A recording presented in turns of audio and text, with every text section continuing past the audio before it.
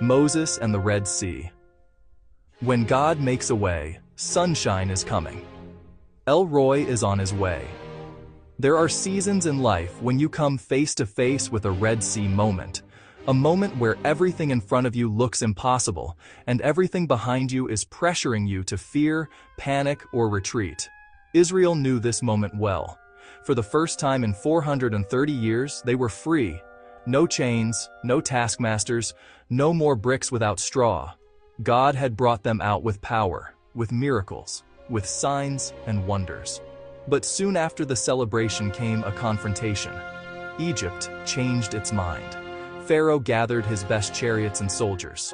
The strongest army on earth chased a nation of former slaves who had never held a weapon.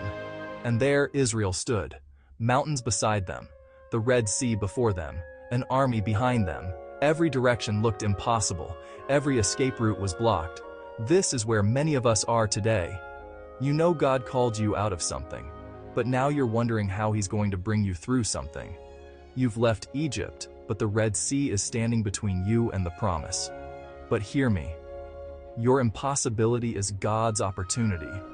When the people panicked, Moses spoke words that echo through eternity. Exodus 14:13, KJV. Fear ye not, stand still, and see the salvation of the Lord. Look at the instructions. 1. Fear not, because fear is the enemy of faith. Fear will make you run back to what God delivered you from. Fear will magnify the problem and minimize your God. But God never speaks breakthrough into a fearful heart. 2. Stand still. Because God sometimes fights battles we cannot fight. Stillness is not weakness. Stillness is trust. Stillness says, Lord, I can't do this, but you can. 3. See the salvation of the Lord, because God wanted Israel to watch Him work. Some breakthroughs aren't roll up your sleeves moments. They're step aside and watch God do what only God can do. Then God gave Moses one instruction. Exodus 14:16, KJV. Lift thou up thy rod, and stretch out thine hand over the sea. Notice something powerful. God didn't give Moses a new tool. He used what Moses already had. The rod that parted the sea was the same rod Moses held as a shepherd. The same rod he held when God appeared in the burning bush. The same rod that struck the Nile and brought miracles in Egypt. The message is simple. God will use what's already in your hand. You don't need more resources. You need more trust. You don't need more connections. You need more obedience. You don't need a better tool. You need a better faith. And then it happened. The winds began to blow. The waters rose on both sides like walls. Dry ground appeared beneath the sea. And an entire nation walked through what should have drowned them.